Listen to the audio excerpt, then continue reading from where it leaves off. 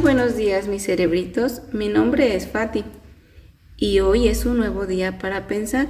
Bienvenidos a un capítulo nuevo de Neuropodcast animado. Hoy hablaremos sobre un tema muy controversial y al mismo tiempo muy pacífico. Me refiero a la religión, pero como es de esperarse, lo abordaremos desde la neurociencia. Para eso les presento al invitado de esta tarde. Es un estudiante de la maestría en neurociencias para la educación en el Centro Educativo Unipem.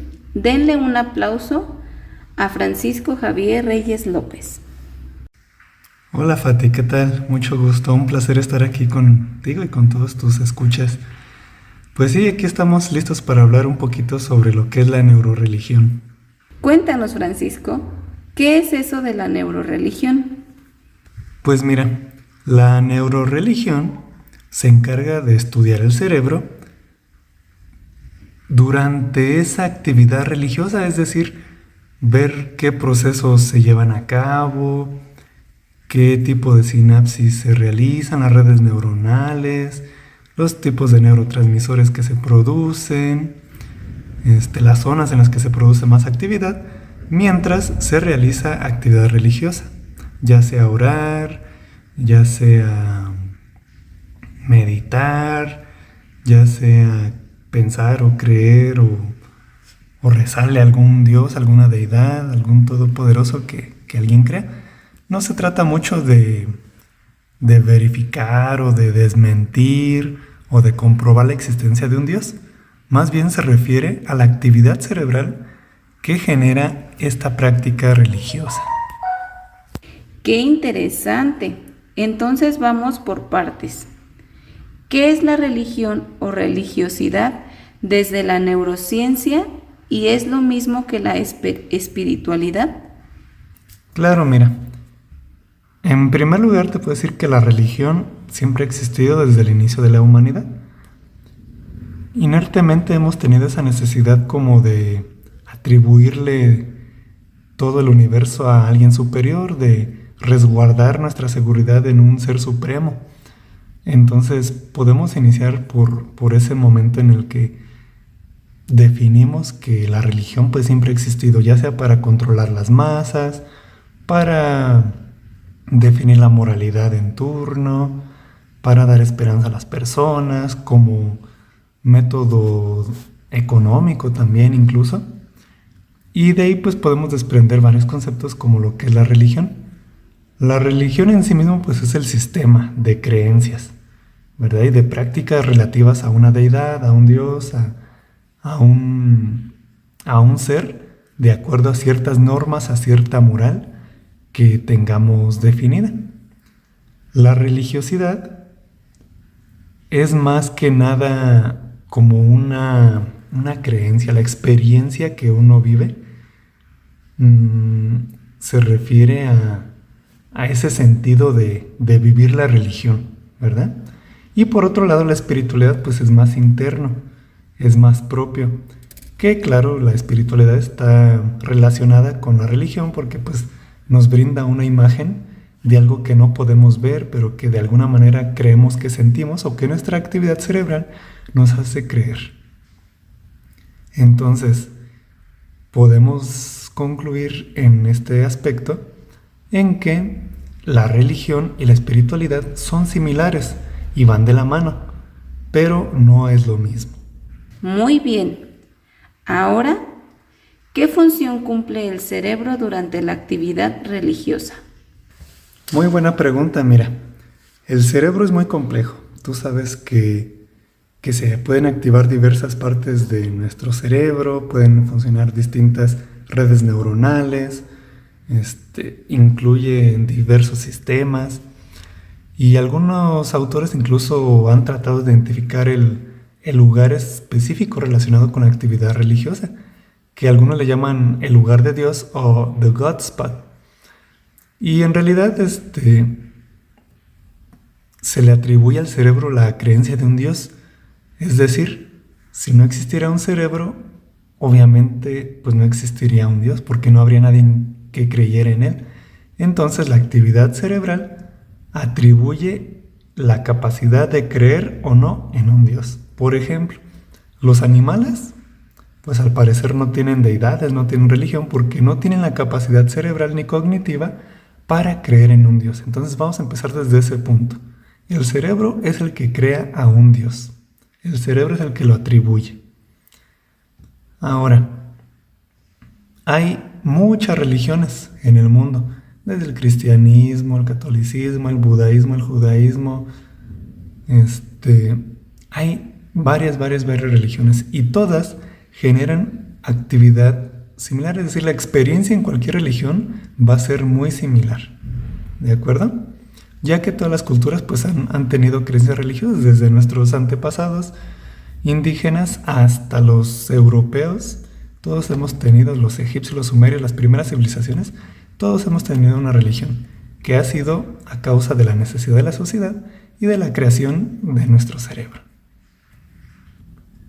Entonces, con estos principios, pues vamos a adentrarnos un poquito más a la función del cerebro.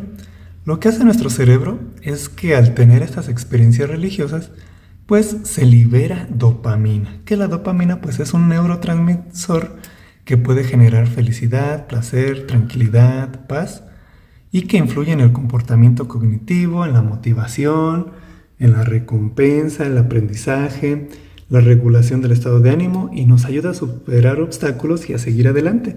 Nos ayuda a ser mejores personas, incluso nos ayuda a sanar más, a elevar nuestro sistema inmunológico.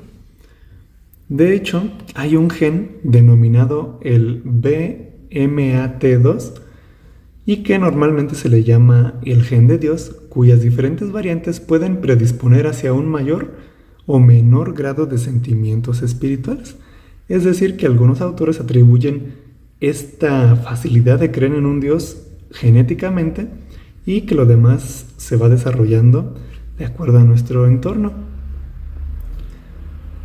Todos estos beneficios que puede generar una espiritualidad o una experiencia religiosa, pues nos traen varias áreas de oportunidad, ¿verdad? En las que podemos mejorar nuestro aspecto emocional, fortalecer las mismas emociones, producir ciertos rasgos de conductas y genera una veneración hacia una deidad, que es un sentimiento, vaya que combinado entre miedo y felicidad, entre culpa y vergüenza, por eso de los pecados, eso de las confesiones. Entonces ya vamos viendo cómo la religión pues se va metiendo cada vez más a nuestro cerebro y estos neurotransmisores van generando esos sentimientos, esas emociones y estas experiencias religiosas que van influyendo la mayoría de las veces positivamente en nuestra vida, desde el nivel físico, que incluye rezar para curar de una enfermedad, mejora nuestro estado de ánimo, hasta los niveles psíquicos en los que nos ayuda a superar el abuso de algunas sustancias, a ser mejores personas, mejorar nuestros valores, nuestra moral.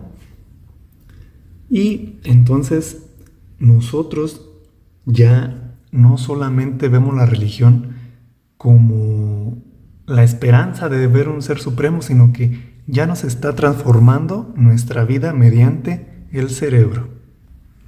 Mencionaste algo muy interesante que es la liberación de dopamina. Es la misma sustancia que se libera al ingerir alcohol o drogas. Claro, la dopamina es solamente una de varios neurotransmisores que se liberan al tener actividad religiosa. Y sí, es la misma que se produce al tener relaciones sexuales o ingerir algún químico. Y cómo funciona esto es que nosotros recibimos este estímulo, genera esa dopamina y se activa el sistema de recompensas mediante el núcleo de accumbens. Y lo que pasa es que puede incluso llegar a generar una adicción similar a la que causan las drogas, es decir, nuestro cuerpo y nuestro cerebro pide y pide que se siga generando esa dopamina y al ir recibiendo cada vez más y más dopamina, pues se va resistiendo la capacidad de generar ese placer, entonces va requiriendo cada vez más y más dopamina. Es por eso que que a veces pues se llega a algunos fanatismos, ¿verdad? Que ya son extremos malos. Cualquier fanatismo llega a un extremo que llega a ser malo. Entonces es como el sistema de recompensas funciona para seguir participando y seguir repitiendo esas conductas que nos generen la producción de dopamina. También sabemos que estás estudiando la maestría en neurociencias para la educación. Entonces, ¿qué tiene que ver esto de la religión en la escuela?